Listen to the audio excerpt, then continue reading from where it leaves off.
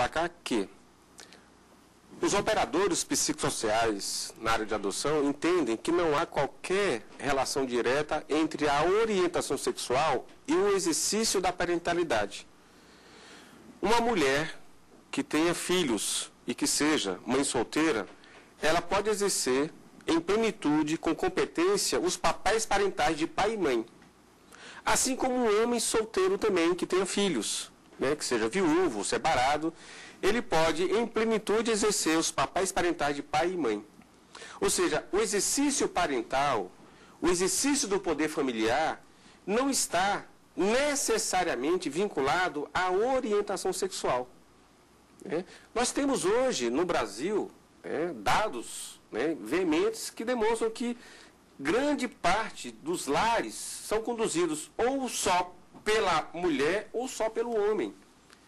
Então, de imediato, nós já podemos desmontar esse preconceito de que uma mulher sozinha ou um homem sozinho não pode exercer com competência o papel parental, seja de pai ou mãe.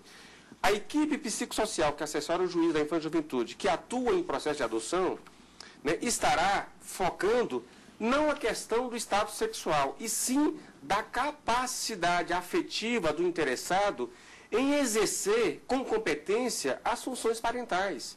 É isso que nos importa. Então, nós não apresentamos critérios diferenciados conforme o status sexual. Quer dizer, aí dois interessados, né? Porque o que acontecia muito é que os casais homoafetivos adotavam um ou adotava outro.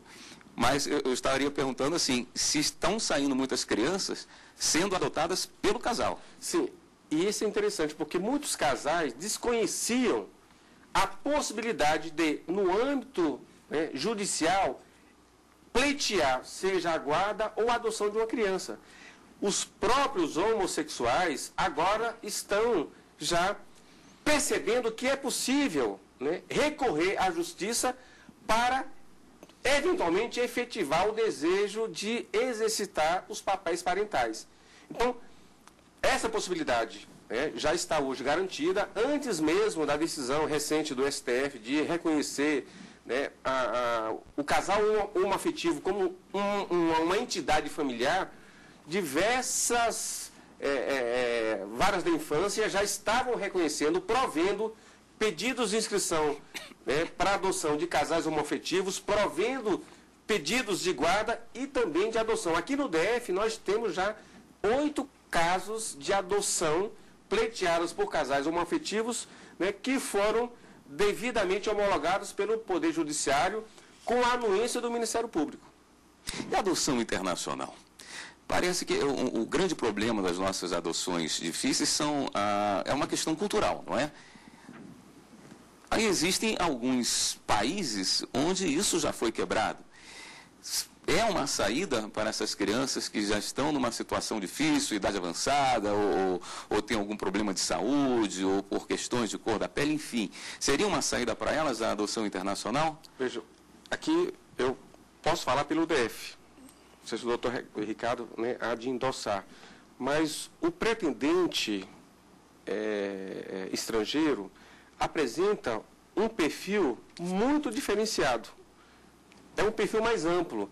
O pretendente à adoção estrangeiro, ele deseja acolher grupos de irmãos de faixa etária mais avançada, crianças com problemas de saúde, adoções interraciais. Então, o estrangeiro, de fato, apresenta um perfil muito diferenciado daquele apresentado pela família nacional.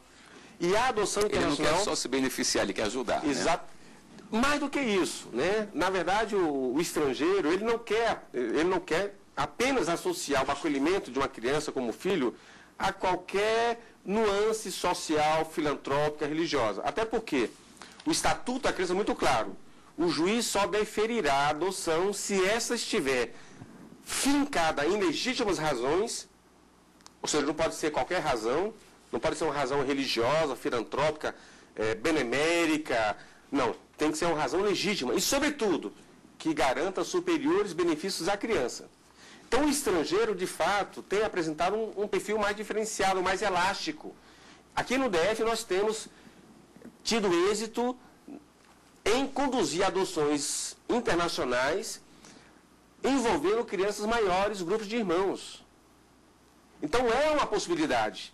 Ou seja, se a família nacional continua reagindo com muita resistência em flexibilizar o perfil da criança desejada, e se o estrangeiro, por outro lado, apresenta esse benefício, ou seja, apresenta um perfil flexibilizado, então o porquê de nós não incentivarmos? O mais importante é que a criança que está privada do convívio familiar seja acolhida, seja por uma família nacional ou por uma família estrangeira. Mas como se dá esse controle? Então, é importante que se esclareça também que somente se abre, pela legislação em vigor, a oportunidade de adoção por estrangeiro depois de consultados os pretendentes que estão cadastrados tanto na comarca quanto no Sistema Nacional. Então, de fato, somente se chega a essa adoção dentro do sistema jurídico, dentro de uma adoção regular, depois de consultados os pretendentes nacionais. Então, a vantagem do cadastro nacional é justamente a de possibilitar que se consulte de norte a sul do país se há pessoas residentes no Brasil interessadas em adotar aquela criança ou aquele adolescente. E não havendo essa possibilidade, é que se abre a oportunidade para aquelas pessoas que residem fora do país e ainda assim com preferência para brasileiros que são residentes no exterior, para depois chegarmos aos estrangeiros lá residentes. Como o sistema é informatizado, todas essas consultas hoje são muito rápidas. E, de fato, as informações que nós temos vêm no sentido de que em estrangeiros de alguns países têm menos restrições, inclusive quanto à deficiência física, deficiência mental, ou com relação à idade e com relação à cor. Isso não é regra, mas, de fato, aparentemente há povos menos preconceituosos do que o nosso.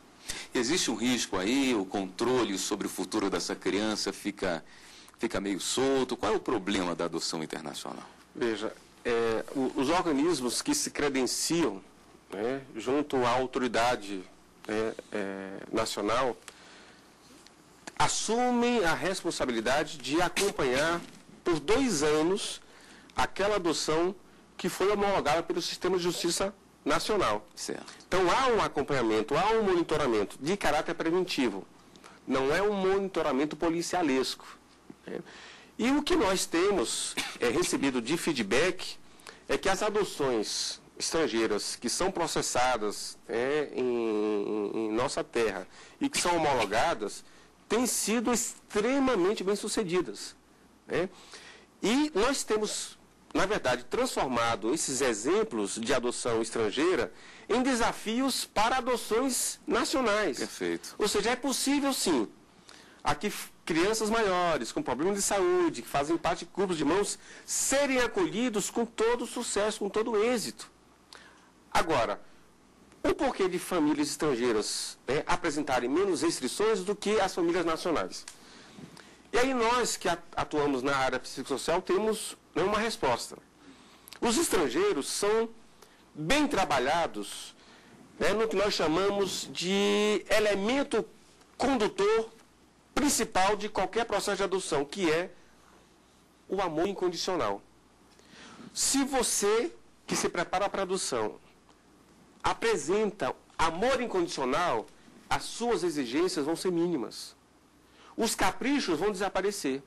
Infelizmente, ainda, as famílias brasileiras apresentam não apenas exigências restritivas, mas exigências caprichosamente restritivas. Nós temos casos de famílias que se habilitam e que só aceitam acolher uma criança recém-nascida com olhos azuis ou com olhos verdes. Crianças de cor branca, sem qualquer problema de saúde. E há aqueles que querem que o próprio sistema de justiça apresente todos os testes, todos os exames que garantam que a criança não tem qualquer tipo de sequela. Ou seja, são exigências que acabam colocando em xeque esse princípio do acolhimento incondicional, do amor. E ao contrário do que se propaga e do que se divulga muitas vezes, estrangeiro que faz um processo regular de adoção, há uma Convenção de Haia de 1993. Hoje existem autoridades centrais nos países que fazem a habilitação dessa pessoa lá no outro país. Essa habilitação vem para cá. São realizados estudos sociais por entidades credenciadas pelas nossas autoridades governamentais. Esses estudos, a critério da comissão, nós temos as CEJAIs, que em cada estado são comissões do judiciário, que cuidam do processo de adoção. Esses estudos podem ser complementados aqui no Brasil, se restar alguma falha, e de fato há um cuidado muito maior. Esse sistema ele foi aprimorado.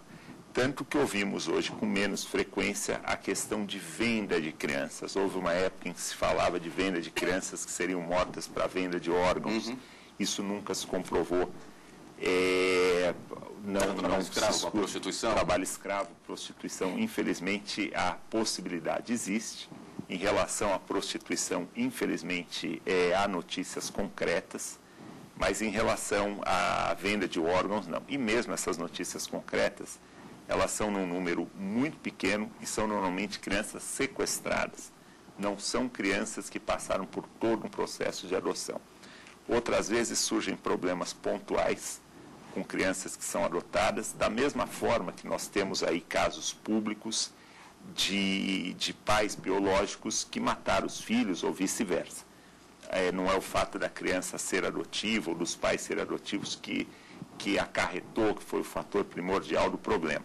O fato é que existe uma estrutura internacional que visa garantir maior segurança e o Brasil está inserido nessa estrutura com razoável segurança. Que bom. Doutor Ricardo, doutor Walter, gostaria de agradecer imensamente a presença dos senhores aqui no programa Fórum de hoje. E a você de casa que nos acompanha sempre, muito obrigado pela sua audiência. Mais uma vez lembrando que você pode participar de uma forma direta do programa Fórum, mandando um e-mail para fórum@stf.jus.br. Até o próximo programa.